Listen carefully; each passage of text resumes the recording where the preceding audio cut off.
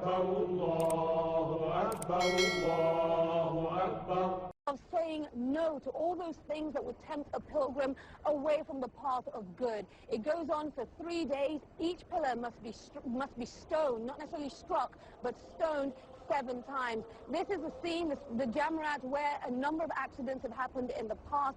A number of people have lost their lives in the crush, you know, the mass of people that occupy the space. But we've just checked in with a Saudi security official. There have been no reports of any accidents up until this point. Now, Stephen, we want to share with our viewers also the story of one pilgrim in particular.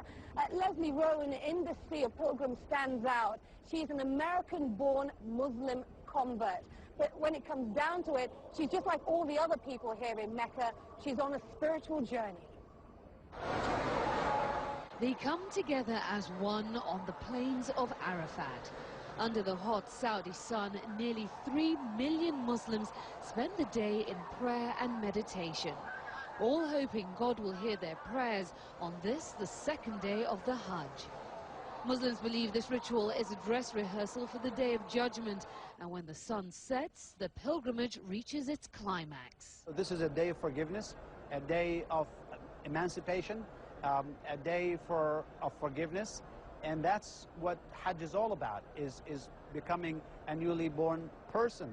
For Leslie Rowan, an American-born Muslim convert, the experience of performing her first Hajj is a dream come true. We spoke to her just hours before she set out for Arafat. Just thinking about the day's significance filled her with emotion. I'm going to be praying for forgiveness for my sins, and that, I think, is what we all are after. And, you know, there are a lot of things that we do consciously and unconsciously. I want a closer relationship with God. This 49-year-old resident of California is a long way from home, and she says she is relishing every minute of her spiritual journey.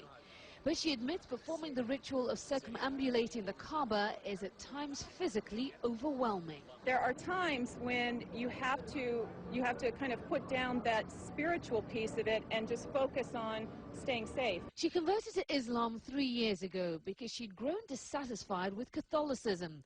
In Islam, she says she found the connection to God she'd been yearning for. Every Muslim who is financially and physically able is required to perform the Hajj at least once during their lifetime. While other Muslims agonize about when to actually make the trip, Leslie says it was an easy decision for her. Back home in the US, as she made her final preparations for her trip to Mecca, she explained why. It's a really great time to go. It's winter in Saudi Arabia, so it's probably only 95 degrees during the day. And I'm very excited about going. So it's something I've wanted to do ever since I converted. But the Hajj is not simply about getting closer to God.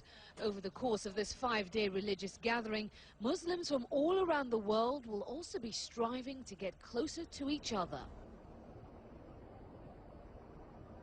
Now, Stephen, once Leslie has completed the ritual of stoning the devil, what pilgrims do then is they sacrifice an animal. That meat is distributed amongst the poor. They also cut their hair. Then they head back here to Mecca to go around the Kaaba another 7 times. That's called the turning or the tawaf. Back to you, Stephen. I'm impressed that you were able to find her, because I thought the whole point of this was to have her just like everybody else. All the pilgrims wear the same white. They all recite the same prayers. You know, they all undertake the same rituals, showing that they're all the same before God. You managed to pull her out of a huge crowd. Well, Stephen, just a point of note, it is the men who come to perform Hajj that must take on the white ihram garment. All pilgrims will be in a state of ihram, which is a state of purity. But in terms of the actual outfit, it's men that must wear the white, so it makes it much harder to pick them out. Women, when it comes down to it, aren't actually bound to wear any color in particular. It has just become a norm that women tend to wear white along with the men. The only thing women must not do here at the Hajj is cover their faces, even if that's what they do back at home. Stephen. Fascinating insights. Aisha, thank you for that. We'll look forward to seeing you later in the week as well. That holiday that Aisha mentioned, Eid al-Adha, is the